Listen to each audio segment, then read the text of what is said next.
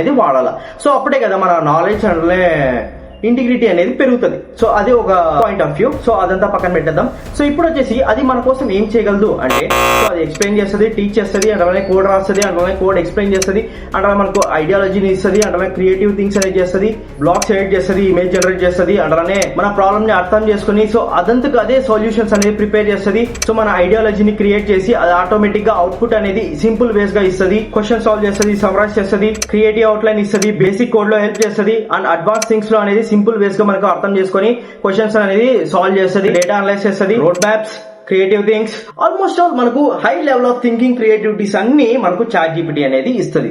So ఇది ఒక basic, ఏదైనా కానీ ఏ అనేది పర్టికులర్ థింగ్స్ లో, పర్టికులర్ రీజన్స్ లో అది ఇస్తుంది. నేను ఎందుకు చాట్ జీపీటీని ఎగ్జాంపుల్ గా తీసుకున్నానంటే, అది మల్టిపుల్ థింగ్స్ లో విత్ ఇన్ సెకండ్స్ లో, విత్ ఇన్ వన్ ప్లేస్ లో అనేది ఇస్తుంది. సో దానికోసం అయితే నేను ఓన్లీ చాట్ జీపీటీని అయితే ఎగ్జాంపుల్ గా తీసుకున్నాను. సో మీరు ఏ అయినా తీసుకున్నా, సో పర్టికులర్ రీజన్స్ లో అది పర్టికులర్ వర్క్ అనేది చేస్తుంది. సో దాన్ని ఎగ్జాంపుల్ గా తీసుకొని మీరు దాంట్లో నుంచి నేర్చుకోవాలా, అంతేగాని జస్ట్ కాపీ పేస్ట్ చేస్తే మనకు ఏం రాదు లైఫ్ లో. ఓకేనా, పక్కన పెట్టేద్దాం. నెక్స్ట్ కేటగిరీ వచ్చేసి అది ఎంత యాక్యురేట్ గా పనిచేస్తుంది అండ్ అలానే దాంట్లో నుంచి మనము ఏం యూజ్ చేసుకోవచ్చు.